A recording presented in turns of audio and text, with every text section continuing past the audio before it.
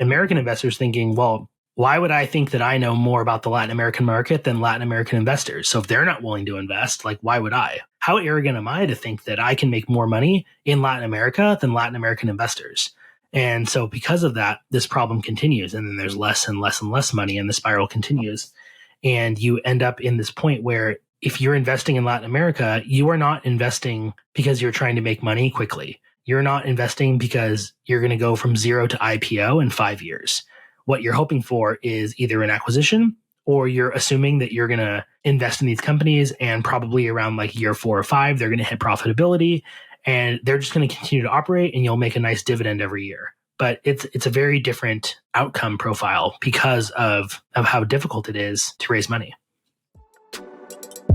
Estás escuchando Ángeles de LatAm, el podcast en donde René Lomelí, partner en 500, conversa con los ángeles que invierten en startups de la región. En cada episodio aprenderás de la mano de nuestros invitados cuál es su tesis de inversión, cómo es su proceso de toma de decisiones y también buenas prácticas para que nuevos founders y ángeles inversionistas aumenten sus probabilidades de éxito. Gracias por acompañarnos. Comencemos. Bienvenidos y bienvenidas a este nuevo episodio de Ángeles de LatAm. El día de hoy tenemos a un gran invitado desde San Francisco, California, Greg Dalli. Este episodio va a ser un poquito diferente. Será el primero que vamos a hacer en inglés.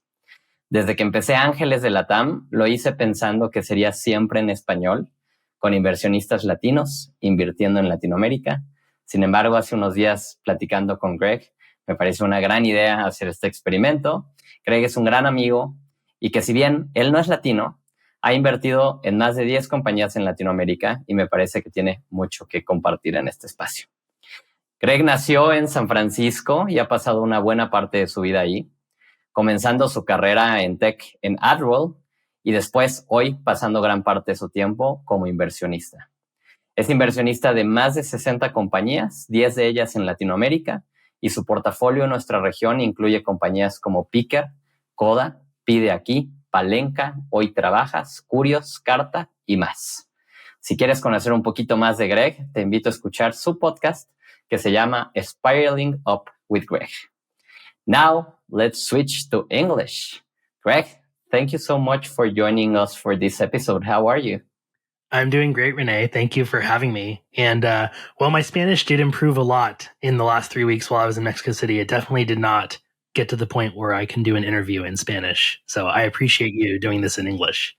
No worries about that. I actually can attest for that. I was receiving your voice notes in Spanish, which it is good Spanish, but I can understand how going from that to a podcast is kind of tricky. So, Greg, I'm excited for this episode. And before we start, I always like to hear our invites presenting themselves. Who is Greg Dalli? Yeah, that's a great question. So I am a man who is taken by his interests. So as a result, I've done a fair amount of things in my life. Currently, a lot of my time is focused on angel investing and finding great founders and helping to make them successful.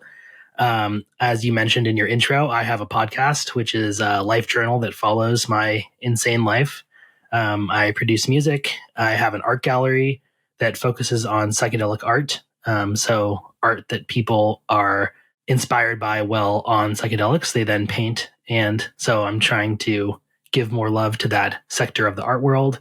But yeah, I think at my core, I am somebody who loves people and connections and relationships. And I am always searching for the next great relationship where I can improve their life and they can improve mine. I love that. By the way, I can connect that with the episode 50 of your podcast, and I don't want to ruin this story for whoever wants to jump in directly to that episode. But that story with the doctor that helped you, it's amazing, and I can see that of you where you're looking for the next relationship. Yeah, for sure. The context there is I had a bit of a health scare in Yosemite last year and got a lot of support from a doctor who also was hiking in Yosemite. And so I was able to track her down after and kind of maintain a connection with her. So yeah, that has been great. And definitely you're right. Like that is the type of thing that really brings me energy and brings me joy in life. Yeah, I agree with that. Greg, what's your background and how you ended up getting involved with startups? Yeah. So my background is in operations and in tech. So I started out my career at AdRoll doing operations there. I then started a consulting company that just did operational consulting and kind of held that path through my career. And the interesting thing though is while most of my career has been in operations, I am actually really bad at operations. I'm horrible at detail oriented tasks. I'm not very structure and process oriented, but I am really good at people. And so throughout my career in the areas when I've been successful, the reason I've been successful is not because I was awesome, but because I was able to identify really awesome people and get them to work for me and support them. And, that lesson of, hey, Greg, you're not really that good at a lot of things. So you should just find great people and support them. It's kind of like, I wonder if I could do that with investing. I wonder if I can take those lessons and take my kind of ability to identify really beautiful people and then just do everything I can to help them out, if that can scale.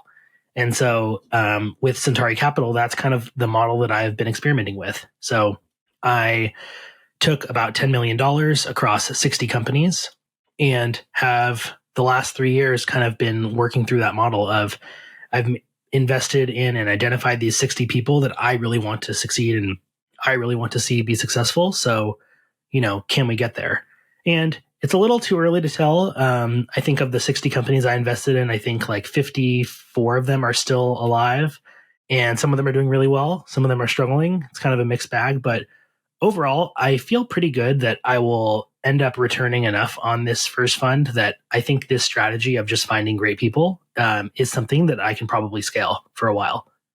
Probably is too early to tell when we think on returns only, but you mentioned that you're good identifying good people and talent. Probably today you can tell already if you were good at it or not with investing. How do you feel about that? Definitely. Like when I look at the first 30 founders I invested in versus the second 30 is way stronger. So I definitely feel that my model was updating pretty quickly. And yeah, I imagine the next 60 that I invest in are going to be super awesome. Because I've learned so much, and 6 of the companies have failed so far, but I've learned so much from each one of those failures that, even today, I probably see 5 to 10 pitches a week. And, there are definitely companies that I've seen today where 3 years ago, I for sure would have been all in. I would have been like, oh, these guys are awesome. This is going to go places. This is so cool. But, I see things in them that I've seen in kind of the areas where I haven't been as successful. And so I'm able to take that learning and stay humble and, adjust accordingly. How long did it took to make those 60 investments? I'm the kind of person where I am a switch. I am not a dial. So I'm either on or off. And when I'm on, I'm really on. So I made those 60 investments in 14 months. Wow. Similarly, when I got into the art world, I bought my first piece of art and just got totally hooked on psychedelic art. And then I proceeded to open my art gallery and buy another 40, 50 pieces of art all in the next year. So yeah, I go hard. And my thought process there was that, I'm not some genius and it's not like I just naturally know what to do. So I need data to figure it out. And so the sooner and faster I can make investments, the kind of sooner that I can get more data. To the point where I've actually invested in some companies in this 60 where I was almost positive when I made the investment that I would lose all my money, but I still wanted to make the investment so I can get the monthly emails, talk to the founder, and just understand if my initial thoughts on the company were correct. You were actually investing in yourself. Yeah, for sure. Instead of just the company. For sure. And that's kind of the benefit of, I was really fortunate in that I wasn't raising money from anyone. This was all my own money. And so because it was all my own money, I can kind of do whatever I want. I didn't have any LPs I had to answer to. So yeah, as a result, I bought a lot of training data. Before keep talking about investing in your experience, Greg, I want to go back in the years. And I went to your LinkedIn and you list your first job in McDonald's as a cashier. This is true. I believe that was your first job, right? Yeah. What's the story behind a kid that went from McDonald's to starting a tech career in that role at his, I believe, 22 years old, probably, and become today a full-time investor? That's a great question. So the McDonald's story is a very, very interesting story. So here's what happened. So this is the story of the first time I got hired and the first time I got fired. So I'm in high school. I am 14 years old and I'm doing okay. It's my first time in kind of the big leagues. I'm making a lot of friends. I'm spending all my time hanging out with people. And the one class that I just couldn't figure out was Spanish, which is very ironic that we're doing an English interview because my Spanish is not good enough to do a Spanish interview. But anyways, my progress report comes back like a month into the class and I was getting a D in Spanish. And my dad got pretty pissed. And my dad goes, "No son of mine is going to get a D in Spanish. You need to figure this out." And so me being not really wanting to get good at school, but, seeing that it probably would be useful to work and learn Spanish, I ended up taking a job at McDonald's. And the reason is because everyone who worked at McDonald's spoke Spanish. They actually didn't speak English. So I was forced to learn Spanish in order to work at McDonald's. And that was a pretty cool experience. I think the first month was just a lot of gringo this, gringo that. They're all talking shit about me, which is okay. I get it. I didn't have this cool hair back then, so I was just like a normal dude. But eventually, over the course of like 3 months, I became pretty fluent in Spanish. And so, yeah, got a lot of my kind of experience there and was able to really speak the language. And then what ended up happening was the way that journey of my life ended is I'm actually legally blind. So I actually still to this day, René, have no idea what you look like. And as a result of me being blind, like so much of how I perceive the world is through sound, which is actually why I think early stage investing is really good for me, because when I am meeting people, all I'm going off of is their voice and how they sound and how they talk. But yeah, so back to the story. So I'm at McDonald's, I'm working there, and there was this guy that would come in probably 3 times a week, and he was such an asshole. And he could definitely tell that I couldn't see and things like that. So one day he orders his food, he gives me a $10 bill, and I give him his change. And he looks at me and he goes, "I gave you a 20. You gave me the wrong change." And I knew this guy was kind of sketchy. So every time I would give him change, I was sure to double check how much he gave me. And I was like, I cannot believe this guy is trying to take advantage of a blind person. I was like, all right, stay calm, stay calm, stay calm, stay calm. So I'm like, no, I checked. I definitely know it was a $10 bill. So your change is correct. And he looks at me and he goes, "How would you know? You can't see it." And at that point, 14-year-old me was out of patience. And I looked at him and I was like, "Sir, you can go fuck yourself." And that is how I got fired from McDonald's. But I am very glad that I stood up for myself and, that things ended up that way. But that is the McDonald's experience for me. Wow, that's a great story. I actually met you, Greg, probably 4 or 5 years ago. I don't actually remember which year. And you're super impressive on that side because it took me way long time. And I'm not saying few hours, I'm saying probably years to know that you were actually blind. And I'm super impressed by your skills of living life as you were not. Thank you. I appreciate that. It is really cool to bring this into the conversation because I don't even know if you actually speak about it. But how do you manage to live your life as you were not blind? Because I've seen you in Mexico City walking around, and you don't act like that. Yeah. I mean, I've luckily I lost my sight when I was 6. So I've had almost 30 years to learn how to live in a sighted person's world while not being able to see. So part of that is I have a really good memory. So once I walk somewhere once, I have a pretty good idea of how to get there again. So a lot of times, like the paths, especially when you're in the States and we're hanging out in Palo Alto or San Francisco, like the paths that we're walking on are paths I've already been on. So I'm not super worried about those. Usually, like when we were in Mexico City together, usually somebody was in front of me. And so I'm listening to where they walk and just kind of walking in the same place. Because I'm assuming if like they walk somewhere and they don't fall or there's no hole or something, then it should be fine.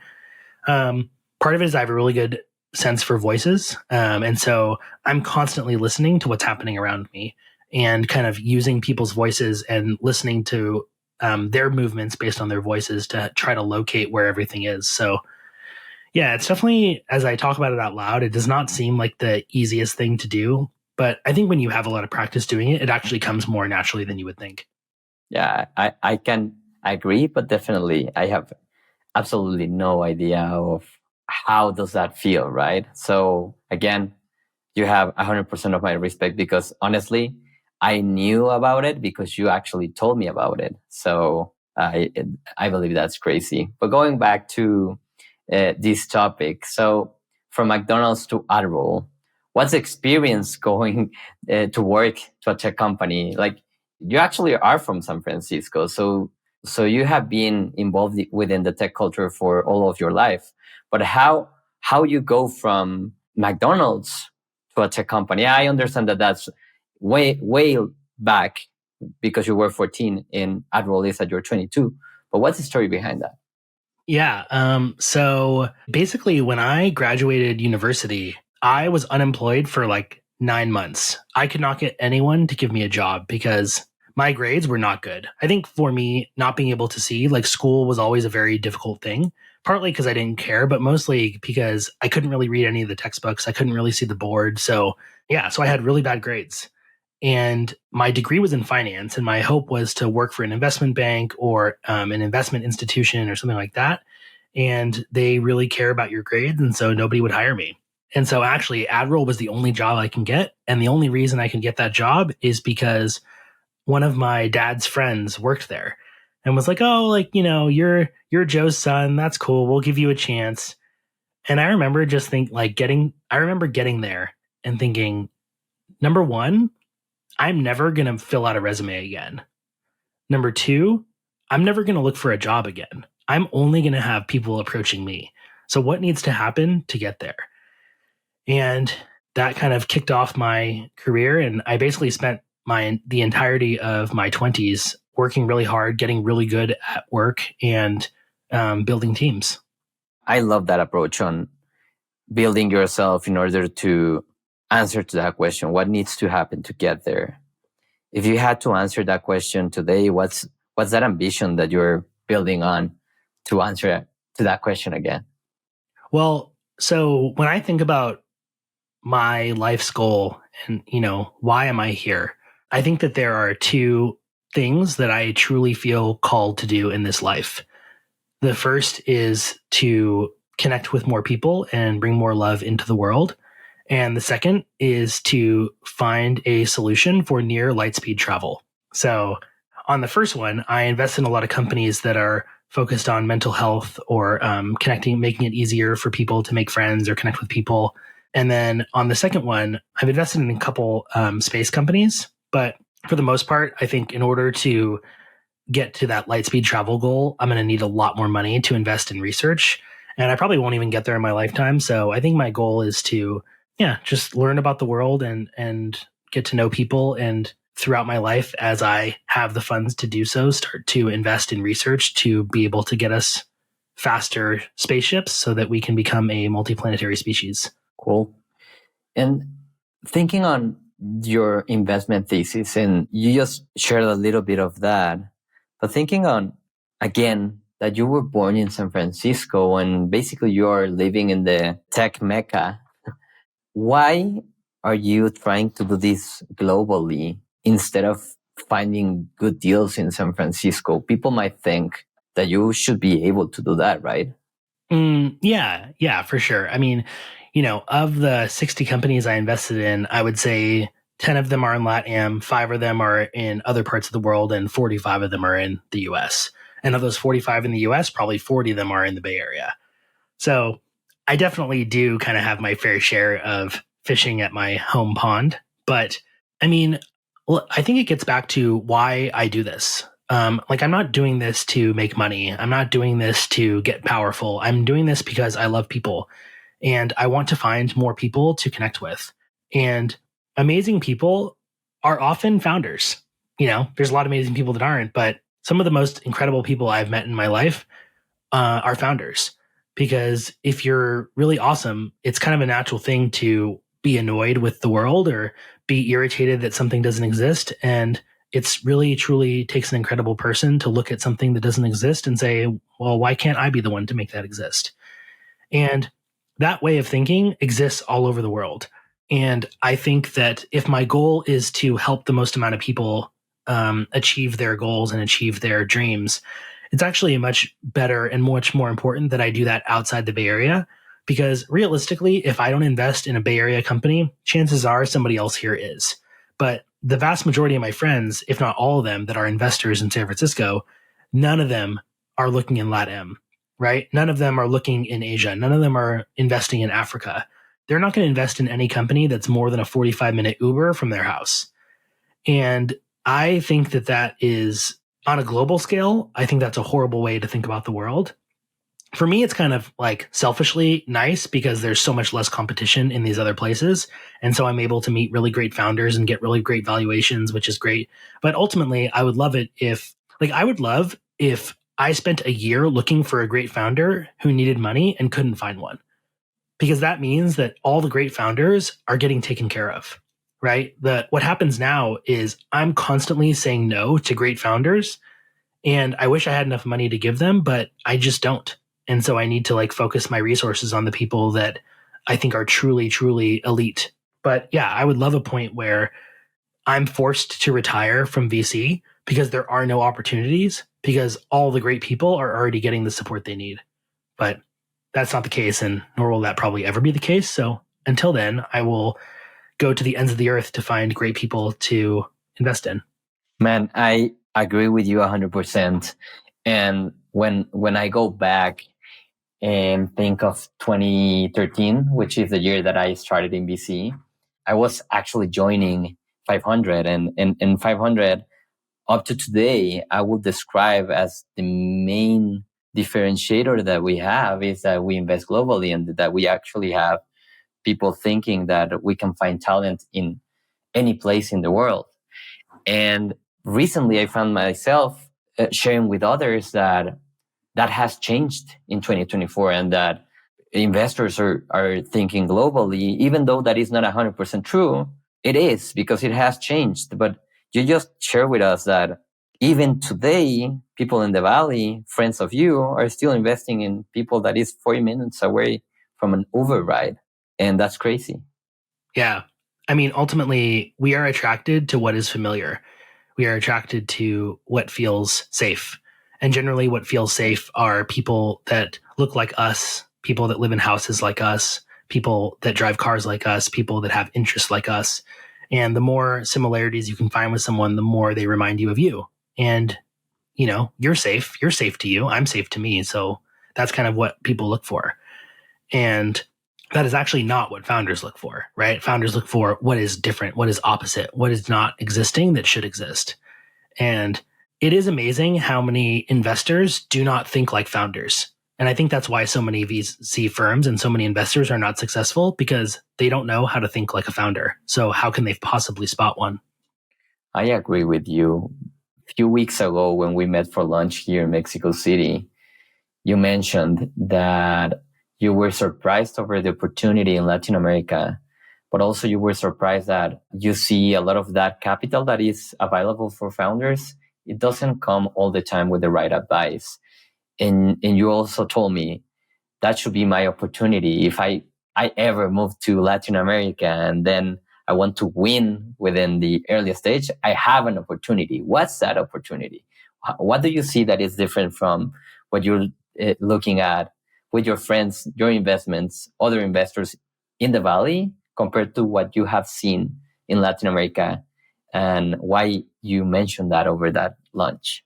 I think there's a couple things going on here. I think first, the opportunity I just see in general in Latin America, and I also see this in my investments in Asia and Africa, is that the founders and the valuations they're raising at, the types of problems they have, like the founders are just so much more impressive than what I see in the US.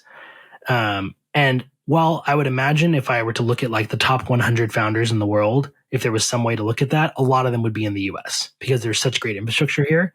But the types of founders that people have available to them or have access to, you're getting a much higher quality founder for the same valuation, the same time frame, things like that in Latin America, because it's so much harder to find capital. And so when it's so much harder to find capital, it's so much harder to find support. That scares away a lot of people. And the only people that stick around are the people that are really crazy, really driven, and really like they need to do this. They're not founding a company because they want to become rich. They are founding a company because this is the only thing they know how to do. Right? Versus in the US, there's plenty of kids that graduate from Stanford or Harvard and they're able to raise $1 million just because they went to Stanford. And that doesn't mean that they are meant to be a founder. That doesn't mean they're actually good or know what they're doing. But yeah, because it's so much easier here and there's so much more of a supportive ecosystem, you get so many more people. And yeah, you just don't get as many in Latin America. And so what the conversation we were having is, I was like, man, like, the number one problem I see is that there isn't a lot of good advice here. There also isn't a lot of good money, but there's a lot more money than there is advice. And not to say that I am somebody who gives better advice than anyone else, but it does seem like bringing a kind of Silicon Valley like tech perspective to Latin America is probably a really valuable thing. Because I think what I've noticed is when I talk to my Latin American founders, there's a lot of conversations that I view as just like a normal, like, yeah, we're just talking about this. Or like, I will say something and I think it is not a very interesting idea. But for them, it's really interesting. And there are so many ideas in life that are very obvious once you hear them, but they are not something you ever would have thought of on your own. And the ability to surround yourself with people that will constantly feed you a stream of ideas that become very obvious and thus very easy to accept and very easy to integrate in your life, but are not something you could have thought of yourself is super important for your growth. And I see that as a value that like I personally am able to provide to the people I invest in. I agree with that. Like building yourself a good network of people brings not only advice, but also brings a change of mindset many times, right? Mm-hmm. Yeah, for sure. What have you learned out of investing in Latin America up to today? What would you say are the challenges that you see because for example, you just said something that made me think like it is that hard and much harder in Latin America that if you stay, probably people is really crazy and driven. That's what you said.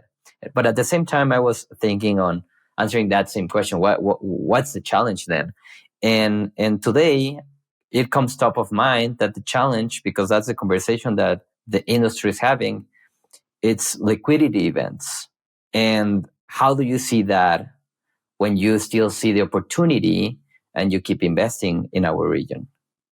Yeah, the liquidity is definitely a problem. I think that's probably the biggest thing I've learned is, in the US, you're going to raise a seed round and the goal is that you use that seed round to build a product. And then you can raise the next round. And then with the next round, you already have this product and your goal is to prove that you can sell this product. And that's your Series A. And then when you get to your Series B, you've proven that you have a product, you've proven that you are able to sell the product, and now you need to raise a whole lot of money to spin up a huge team to then sell your product to a lot more people. And that's a pretty common trajectory. Versus in Latin America, that all gets compressed to one funding round. So when you raise your seed round, you need to use that seed money to build a product. But you also need to save a good amount of that seed round because once you build your product, you have to start selling it. And once you start selling it, you then need to show that it's not just the founder who can sell it. You need to be able to hire 3 to 5 salespeople and then be able to show that you can sell with them. And all that has to happen for you to raise your Series A. That is such a harder thing to do, right? Because it's the same pile of money. But in the US, all you have to do is build a product and demonstrate that you have 1 or 2 people that are kind of maybe interested and maybe potentially, hypothetically, possibly might pay for it at some point down the line. But really, if you have a good product demo, you can raise a Series A. In Latin America, you have your product demo done. It works. It's awesome. And you can't raise any money because you have no revenue. And so then you're like, fuck, man. All right, well, let me go try to get some revenue. So then you're a founder and now you're spending half your time on product and the other half of your time is selling. And so you get a bunch of customers because you're the founder, right? You got the charisma, you got what it takes to get people super excited about what you're doing. And so then you go and you're like, all right, guys, I have this product. I've sold it. I've sold a couple really big deals. And then they're like, well, okay, but this is you. Like, if we give you money, like, you're not going to be the one selling anymore. You're going to hire a team. So like, why would we give you money if you haven't proven that a team can sell? So now you're almost out of money and you're like, all right, well, what do? I need to like somehow hire 5 people. Hopefully 3 of them work out. And overall, it's just a much, much harder problem. And so as a result, things move more slowly because instead of raising your Series Seed and then a year later raising a Series A, if you're in Mexico, you're raising your Series Seed and then 3 years later, you're raising your Series A. And so what happens there is now it took 3 years to reach the next round instead of 1 year. And so what that means, though, is that if you divide those returns over 3 years instead of 1 year, then if you invest in a Mexican company versus an American company, and they both have the same valuation at the seed round and the same valuation at the A round, the Mexican company's rate of return is going to be a third of what the American company is because it took 3 extra years. And so then if you're a venture capitalist in San Francisco, the Latin American market is much less interesting because everything moves slower because they don't have the ecosystem of support. And then the American investors thinking, well, like, why would I think that I know more about the Latin American market than Latin American investors? So if they're not willing to invest, like, why would I? How arrogant am I to think that I can make more money in Latin America than Latin American investors? And so because of that, this problem continues. And then there's less and less and less money and the spiral continues. And you end up in this point where if you're investing in Latin America, you are not investing because you're trying to make money quickly. You're not investing because you're going to go from 0 to IPO in 5 years. What you're hoping for is either an acquisition or you're assuming that you're going to invest in these companies and probably around like year 4 or 5, they're going to hit profitability and they're just going to continue to operate and you'll make a nice dividend every year. But it's a very different outcome profile because of how difficult it is to raise money. I agree with you, but I've never seen it that way until hearing your explanation. But definitely, it sounds like investors in Latin America are putting much higher expectations for founders, right? Yeah. Este podcast es traído a ti gracias a descubre.vc, la plataforma que consolida las noticias del ecosistema de startups en LatAm. ¿Quieres estar al tanto de todo lo que sucede en nuestra región? Entra a descubre.vc y regístrate hoy. Continuamos.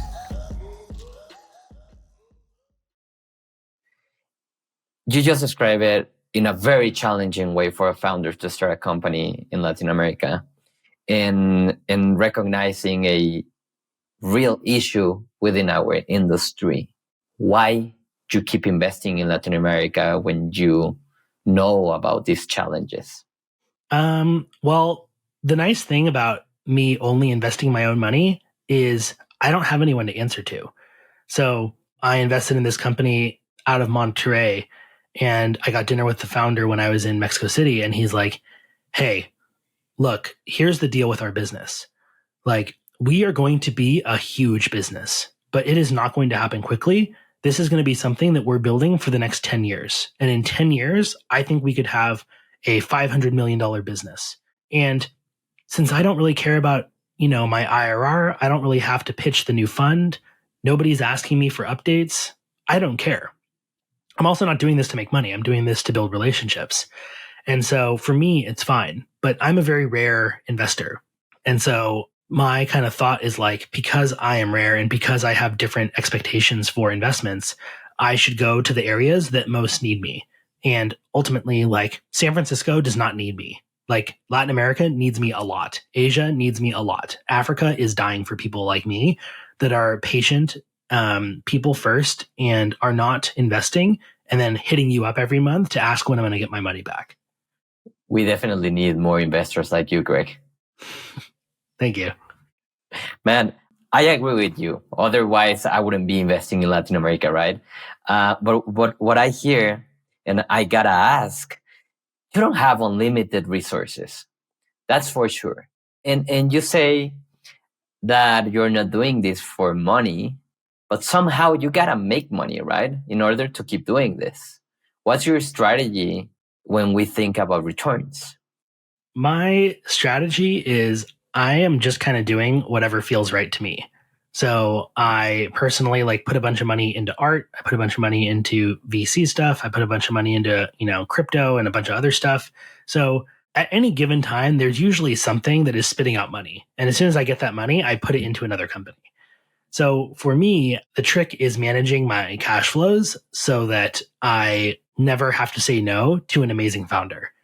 And am I good at that? No, I say no all the time. Because as soon as I get money, I'm like super excited. I'm like, oh man, all right, now I got some cash. I'm going to throw it at this person because they're doing something super cool. And then like the next day, someone is like, hey, I know I told you I had no space in my round, but I actually have some space. Like, let's do this. I want to have you. And then I'm like, oh man, I actually don't have any money for you right now. So that's actually been the hardest thing for me is I am horrible at bet sizing and knowing how much to allocate. I think knowing what I know now, I probably would have invested half the check size in every investment so that I had a bunch of money left over to do like to double down on the ones that are working really well. But, you live and you learn. What was your average ticket within those 60 companies?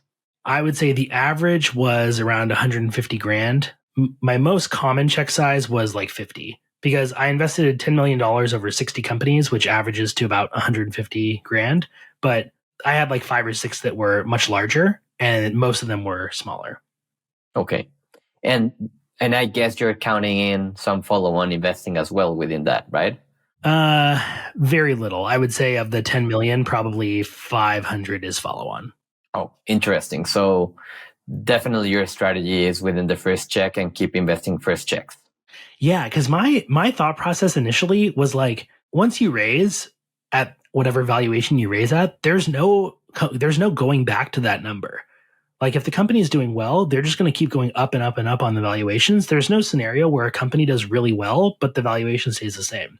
And that's actually not the case. Like there's plenty of times where the market sucks or the founder is fine taking the same valuation because they don't want to have to go and fundraise, but there's actually way more opportunities than I thought to get that similar valuation. So I think moving forward, I'll probably do smaller check sizes initially and then preempt them like at like the 6-month mark if it's going well. Cool. When you mentioned in part of your story that you're good with people, also I can remember a conversation that I had with you where you shared that within all of the deal flow that you get, including the deal flow that I have at 500 that of course I share with you, you told me I'm very good at selecting teams and I trust in that skill that I have when I'm investing. How you ended up building that skill and what would you say that describes a team that is good for an investment from you? Yeah. I probably developed that skill because I can't see. Because I can't read people's facial expressions. I can't see their body language. I can't see where they're looking or what they're focusing on. Basically, the only thing I have to go on in terms of how I perceive the world is touch and sound. And in a business setting, that's not a lot of touch. So it's mostly sound. And yeah, so I listen a lot to the words people use, the sounds they make, the way that their voice goes up or down. I am intently focused in every conversation on the voices that are coming my way, how it makes me feel, what I think about it. And so, like as an example, on a lot of your questions in this podcast, in the first couple words, you'll stutter. And you don't usually stutter. And so usually when people who don't usually stutter, that is because their brain is locking up. Because there's like 2 or 3 different ways you want to take the conversation or 2 or 3 different things you want to ask me. And your brain is struggling to prioritize and figure out what you want to say. So that is an example of like, it's just a little stutter. Most people don't think about it, but I have a pretty good sense of what's happening and why that's happening for you. And so I can take that knowledge and I can say, okay, I know that René is really interested in this conversation. And so my first couple answers were pretty long. And then you stuttered a couple times after those answers. And so what that told me is that my answers are probably too long because I'm bringing up a lot of great content that you want to fire back on. And so I should shorten up my answers so that you can just go forward with the thing you want to say instead of having to choose between 2 or 3 different things. So the last couple answers have been shorter as a result. And so me constantly reading your voice and adjusting my speech pattern based on that and the rapport that we create and the back and forth that we have is a lot of how I assess founders. Interesting. And other than that, when you think on what they accomplished in the company, what are you looking for? Because you just described previously what in Silicon Valley is expected for a seed round. When you're evaluating a company in Latin America, what are you, other than evaluating the team that we just covered, what are you looking into the company? What's the ideal scenario for you to get excited about a company? Yeah. So, I mean, there's kind of like there's a skill component to this, which is it's really important to me that at least one of the founders has really, really deep product empathy. So what that means for me is they are very empathetic towards their customer. They understand what the customer wants, needs. They're really good at figuring out what the next product feature should be. I don't want people that are just going to ask the customer what they want. I want people that have a really deep understanding of people to the point where they're able to adjust their product roadmap based on that. I think it's really strong. I think the number one thing I look for is how willing someone is to change their mind on something.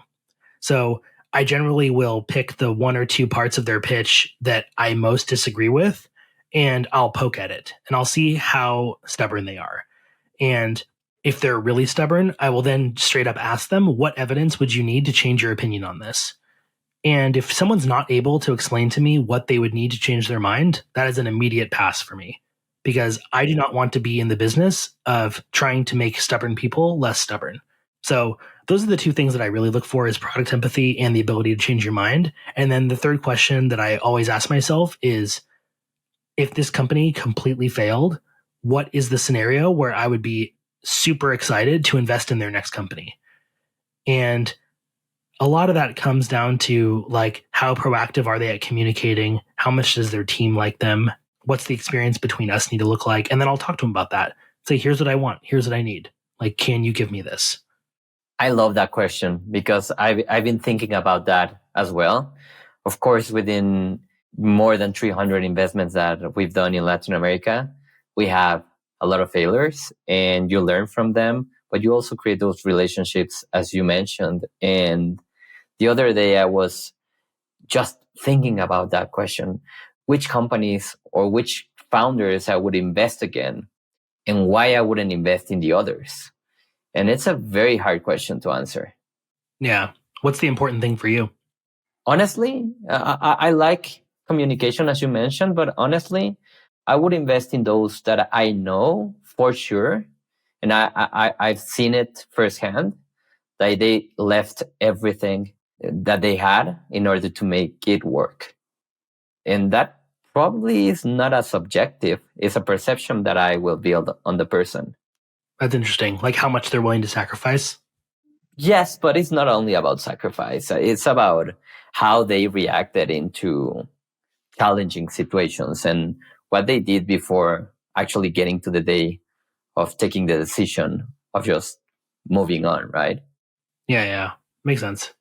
So, Greg, going back to Latin America and your investments, is there anything that you're looking specifically now that you have invested in 10 companies and know much more about the opportunities? Is there something specifically that is interesting for you in Latin America? It could be either industries or specific products. Yeah. So I have a Google Doc with probably 30 or 40 company ideas, and I am constantly looking for those companies because as soon as I find someone that's doing that idea, I want to fund them and I want to help them because I think that company needs to exist. Within Latin America, here's the company that I've been obsessing about lately. So 10 years from now, there is going to be a $1 billion company out of Latin America. And what this company does is they have legal entities in every Latin America, meaning Central America and South American country. And if you are a startup in LatAm, you can go to them and hire all your employees in other countries through them, and also handle all of your revenue intake through them. So instead of you as a Mexican company having to set up a company in Peru, in Colombia, in Argentina, you are just working with this company. They are doing all the legal paperwork. They're just taking in the money, taking a cut, and sending it to you. They are the ones providing health insurance to your employees. They're the ones providing salaries. And all you are doing is paying one number, and all the compliance, all the legal, all the finance stuff gets handled by this company. I like that because it makes me think of a challenge that we have in Mexico, right? For a company from, let's say, Ecuador or Colombia or whatever other country in Latin America, if they want to establish as a startup an experiment in Mexico, opening a new company, it is part of the experiment. And it takes at least 3 months to do that. So just because you gotta give an invoice to another company that is actually buying from you. So I can relate to that example that you just gave. Yeah. And that, I think, is such a need. Right now, I have plenty of companies in Mexico City, and you do too, that, if they could snap their fingers and in 1 week have everything set up to be in Peru, to be in Argentina, to be in Venezuela, to be in Colombia, they would do it. But they know it's a 3 to 6 month process per country. And a lot of these countries are small enough to where it's not worth a 6-month investment to enter Bolivia. You know what I mean? Yeah. And it is also very expensive to do that. Yeah. But here's the thing. It is not expensive from a fees perspective. It is expensive, meaning in the US, it's $800 to set up a corporation. And it's kind of a lot. But in Latin America, the fee that you're paying the government is not that high. The expensive part is the lawyers and the accountants that you have to pay to do everything correctly. And when the money in an ecosystem is going to service professionals and not to governments, that tells me that that's a perfect opportunity for a tech company.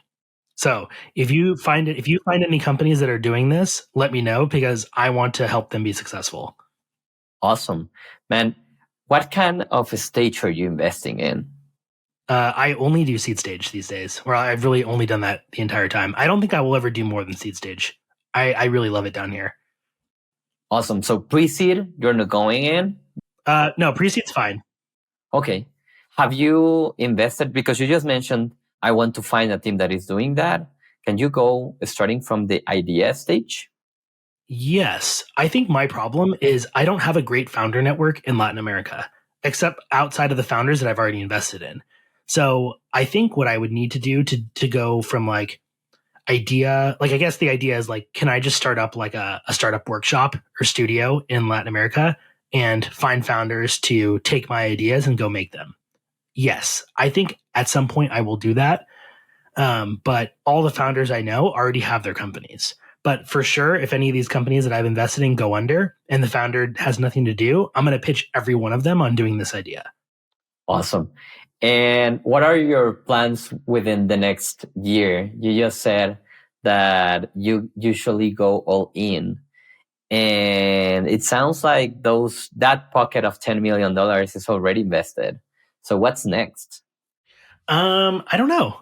I don't really know what's next. I think I'm definitely going to, I think my next 60 investments, I think probably 10 or 15 of them will be American, and the rest will be around the world. I really want to build my founder network around the world. Would love to focus on Latin America. I'm actually curious, Renee, your thoughts on my comments around kind of the funding network within Latin America and how the bar is so much higher to go from that C to Series A.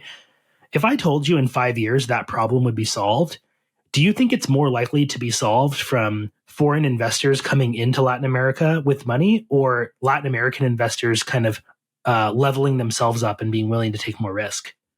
That's a good question. I would love that the answer is only the second option, but I believe that we need a mix of it. Latin American investors up to today are limited. If you think of just, let's say, CVCs, America has a large number of CVCs actually investing in different stages acquiring companies and doing a lot of different stuff. And in Latin America, we don't have that. So definitely we need an local ecosystem, local referring to the whole region, that is actually active players investing in the companies.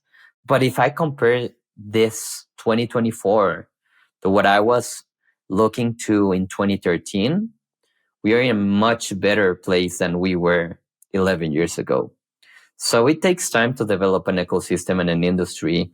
And I believe that in 5 years, we will have a much better scenario for founders in terms of capital, investments, players in all of the countries.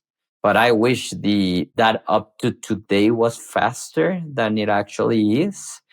But we do need both. We need international investors coming in and also sharing best practices for the Latin American new investors. And that's changing. And also, if we think of, let's say, family offices, back in 2013, when we were talking to family offices about VC, it was something that they didn't want to come in, and they were used to do traditional businesses because that's how they learned to make money. And new generations were already pushing for VC, but probably they were not able to convince the family to step into VC. Fast forward 10 or 11 years, most of them that it was a complete no for VC back in the days, they're investing. So I guess as an optimistic that I am, and as an industry that is full of optimistics, in 5 years we will have many Latin American investors as part of the industry, and hopefully with a lot of international investors as well. Yeah. I think especially, when you look at the San Francisco investment scene, one of the reasons why it's so strong is because so many of the great VCs are ex-founders. And I think that right now, most of the VCs and investors in Latin America are not founders and not operators.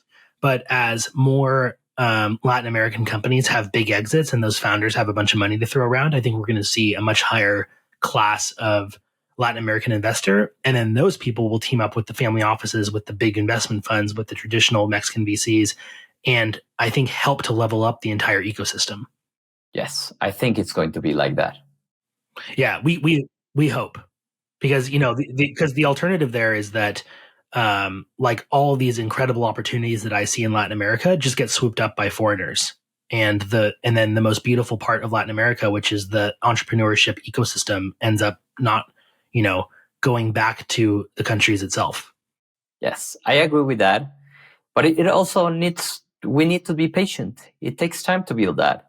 And as you mentioned, the example of that company that you had dinner with, that he told you it's going to take 10 years to build this vision.